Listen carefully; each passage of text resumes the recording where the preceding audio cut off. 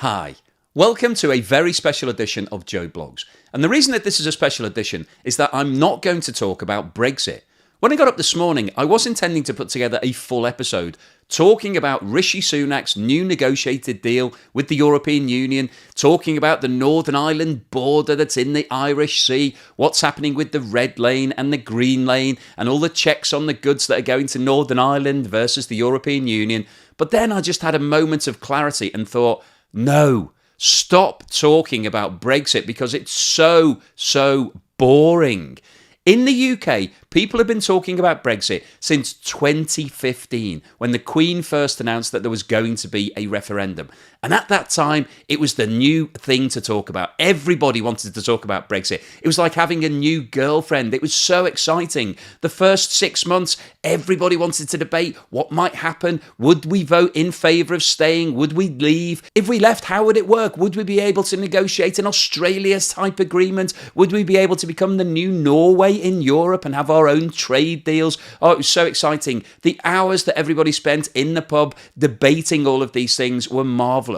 And as the referendum grew nearer, the nation rose to fever pitch. Everybody was so excited to see what was going to happen. But at that time, everybody thought that the UK would remain in Europe. And it was a real surprise when the vote came through that they wanted to leave. Everybody was shocked. And that caused a new wave of excitement in the pubs. Everybody wanted to talk about what was going to happen, what the new deal was going to be. And the Prime Minister at the time, a guy called David Cameron, who's many Prime Ministers ago now, he decided that he could no longer stay in his job, so he left, and then there was a new vote to see who was going to take over to be the new Prime Minister. And as a result of that vote, the UK got its second ever female Prime Minister after Margaret Thatcher. And everybody thought Theresa May was going to be the new Margaret Thatcher. But unfortunately, she turned out to be completely useless and didn't know what she was doing and was unable to get her deal voted through by the members of Parliament. So we then got into this horrible situation where nobody could vote through Brexit. So Theresa May eventually had to resign.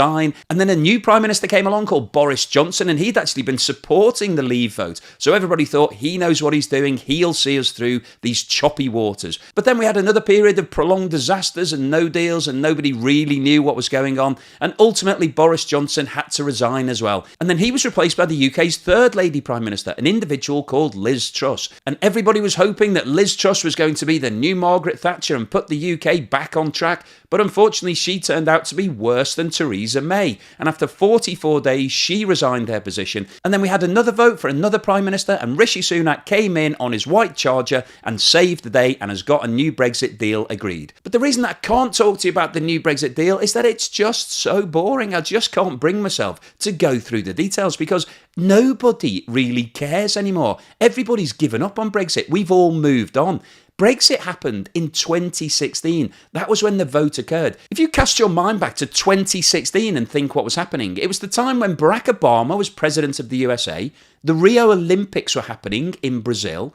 The biggest movie of that year was Captain America Civil War. The biggest song was Love Yourself by Justin Bieber. The biggest album was Lemonade by Beyonce. There was a large number of celebrities that died in that year, including Muhammad Ali, the boxer, Carrie Fisher, who appeared as Princess Leia in all of the Star Wars movies, George Michael, David Bowie, and Prince. Now, if I went into the pub tonight and said to everybody, hey guys, guess what? Prince has died, I would be thrown out of that place immediately. And that's the same sort of concept of me walking in and saying, who wants to talk about Brexit? I would literally be stoned out of the place immediately. Nobody in their right mind wants to talk about Brexit. And the reason that we can't talk about Brexit anymore is that we've all overdone it. We just spent too much time in 2016, 17, 18 debating what might happen, getting all excited, and then nothing happened and it wasn't exciting. And everybody decided that it was time to move on. It's a little bit like substance abuse. You can do it for a short period of time, but then you have to move on and never look back. And that's exactly what the situation is with Brexit in the UK.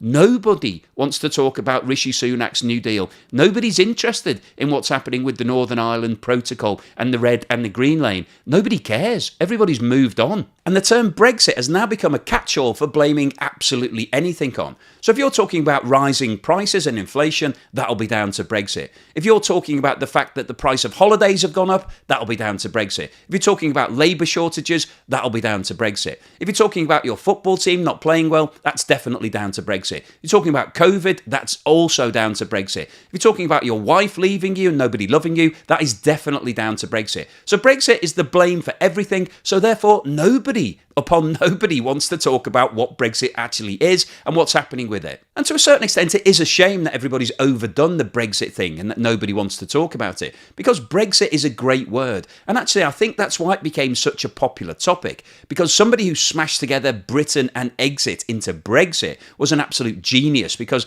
that just summed up the whole movement and then everybody got behind it. But Brexit also threw up a whole lot of other terminology that was also quite interesting. So there was a lot of talk about hard Brexit and soft Brexit. Nobody really knew what it meant, but it sounded great, so everybody liked to debate that in the pubs. So as I mentioned in the introduction, the purpose of today's video is really to be a bit more light-hearted and have a bit of fun with the Brexit topic, because it is genuinely quite boring. But before I go, I'll leave you with a couple of jokes. An Englishman, Irishman and a Scotsman walk into a bar, but unfortunately all three have to leave immediately because the Englishman voted to do so. And then finally, knock knock, who's there? Europe. Europe who? No, Europe who? No, Europe who? No, Europe who? So hopefully you've enjoyed today's slightly tongue-in-cheek video.